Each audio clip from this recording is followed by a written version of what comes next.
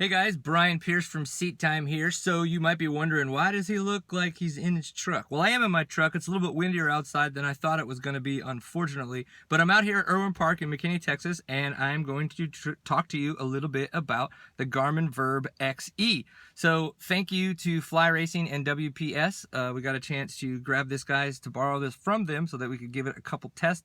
It's going to be interesting. We've been using GoPros for a long time, the contours.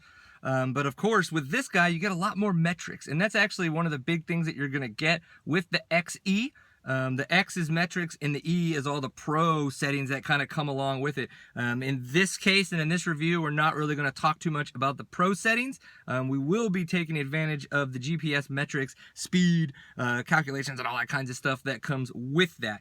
But interesting stuff right out of the bat is that this is going to be a quick review in the sense we will have a more long-term review after we use the product a bunch more. But so unlike a GoPro, this is like connected to the case. It's part of it, it is one in itself. So little guy, you can use two fingers, open this thing up, and what's going to happen is you'll see that that door flips open, and then you have access to kind of everything that goes on. So battery, which is removable, and then you got your SD card, which is pretty typical these days. But what's not too typical in these situations is this little anti-fog pack.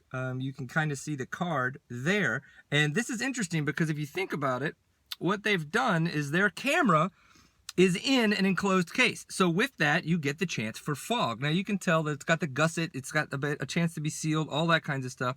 But what happens with that is moisture can get in there, and then that moisture can cause fog, which can fog your lens, and then you lose a shot. You're like, no! But with that little fog pack, that's the idea. So when it tells you if it's to a certain color, you need to change it out, and you can actually dry them in the oven or microwave and reuse them, which is pretty fantastic. You can tell here on the X and the XE, it's got a photo specific button, which is actually pretty nice to be able to have a much more specific photo button. Really good controls. Honestly, using these as we're going through the camera, they're very easy to use. The menu as it comes up makes sense. There's nothing there that's gonna like catch you and go, oh, I'm freaking out. Like GoPros used to be. They were super tough to use a button and move through the menu and everything like that.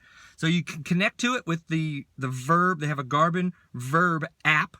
Turn it on, Wi-Fi to it. The instructions are awesome. It walks you through it extremely well, much better than GoPros in my personal opinion, which is great. I like the way that they kind of broke it down and made it super easy for you. So when you kind of go, oh gosh, how am I going to use this? Well, you can tell that it's got a great little system here set up for you to attach to different mounts. So we got a curved mount that you can use on different helmets. Now, unfortunately, I was going to do a couple things today. I was going to use it to a couple different mounts, but the problem is I said, oh, look, I've got my little Fly Racing helmet, but oh no, like, in whose fault is that? I really don't know. I want to say, unfortunately, that's a thing that's a Fly helmet deal. We kind of all know that these guys have curved and flat placement ability, these little mounts, these little adhesive bits. So to put a flat spot in these helmets, I think makes much more sense than having these crazy ridges and all that kinds of stuff. We shall see. But so you get a bunch of different arms, which is nice. So right out of the bat, you can get something that puts it directly on this mount. You can put it a little bit higher, or then in this case, one that maybe is up and back, or if you're going to put it like this, it's a place for you to be able to mount it like so. And then of course you get other bits and you can connect them together and make it sideways and this, that, the other.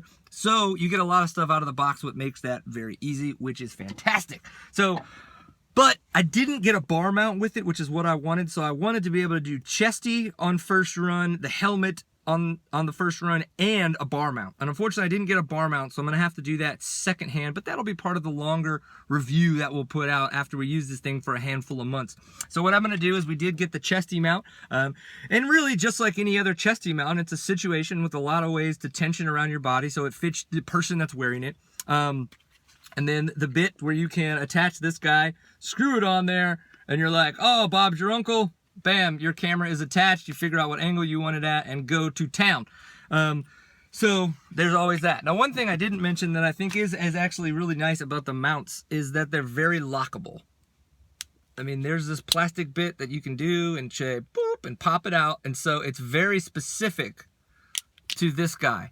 Good, bad, or indifferent. I kind of like that to go, it's locked. I know it's locked, and there's a damn good chance it's not coming off unless I hit something extremely hard.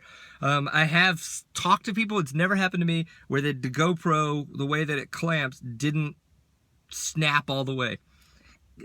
That, to me, is a little bit more user error than anything, than a product error, but hey, you know, see what happens. So I'm gonna go ride because that's what we do. But definitely, so what's gonna happen is when I get home, I'm gonna use the VIRB Edit program to make sure that we get the metrics through from this XE camera, and that way we can put up the edit. So I'm gonna snip through a little bit of me riding, and then of course I'm gonna talk about using that application, and then tell you what I think as kind of an initial review, and then we'll have other videos where us riding with the metrics, and then of course after a handful of months we'll talk about using the camera long term and see how it goes. So remember, always enjoy a pint full of awesome. Tune in to seattime.co, and soon we'll be editing this thing.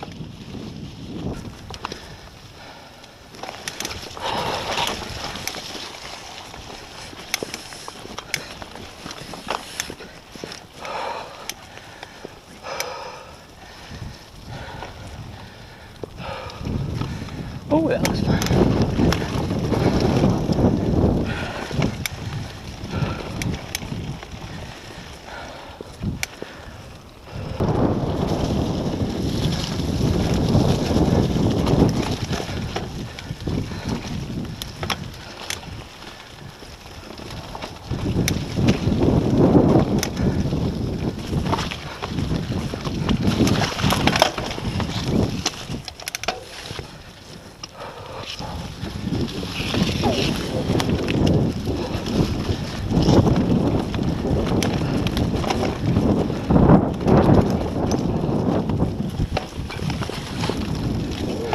Camera went really good.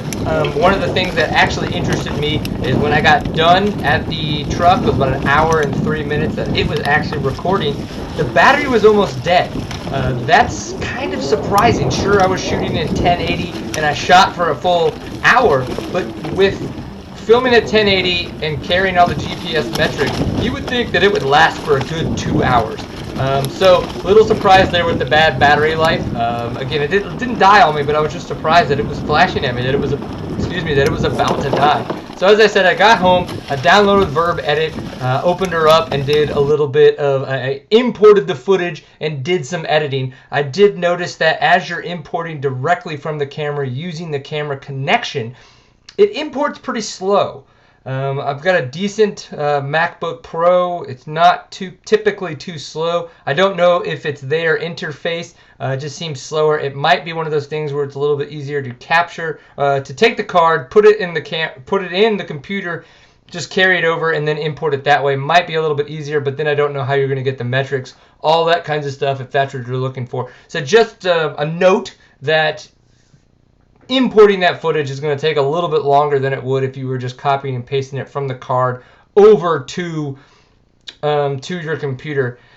So, but one of the big things and one of the reasons why I wanted to use their VIRB Edit is the metrics. I really wanted to check this out, and I was actually kind of blown away by the options that you have on how you want to display your metrics. Now, granted, I'm not a professional rider. I'm not super fast. It was kind of mucky today, so the trail wasn't running that great. So I knew I was not going that fast. My metrics are not awesome. That's not why they're in the video. They're in the video because I wanted to showcase the metrics that you can capture while using the VIRB X and the VIRB XE. So while you're in VIRB Edit, it's pretty cool to be able to kind of click through all the metrics and kind of play around with it and just kind of see how they display differently.